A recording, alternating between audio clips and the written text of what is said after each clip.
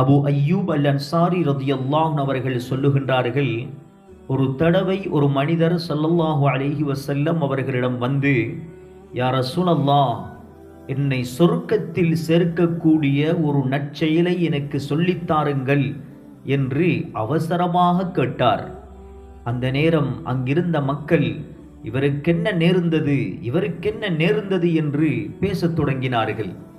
அதற்கு ஸல்லல்லாஹு அலைஹி வஸல்லம் அவர்கள் அந்த மக்களை நோக்கி, அவருக்கு ஏதாவது அவசர தேவைகள் இருக்கலாம் என்று அவர்களை பார்த்து சொல்லிவிட்டு அந்த மனிதரை நோக்கி நபி அவர்கள் சொன்னார்கள், நீங்கள் அல்லாஹுவை இபாதத் செய்ய வேண்டும், அல்லாஹுவை வணங்க வேண்டும், அந்த அல்லாஹுக்கு எதையும் இணை வைக்கக்கூடாது, கடமையான தொழுகைகளையும் கடமையான ஜகாத்தையும் நீங்கள் நிறைவேற்ற வேண்டும், உறவை பேணி வாழ வேண்டும் என்று ஸல்லல்லாஹு அலைஹி வஸல்லம் அந்த மனிதருக்கு உபதேசம் செய்தார்கள்.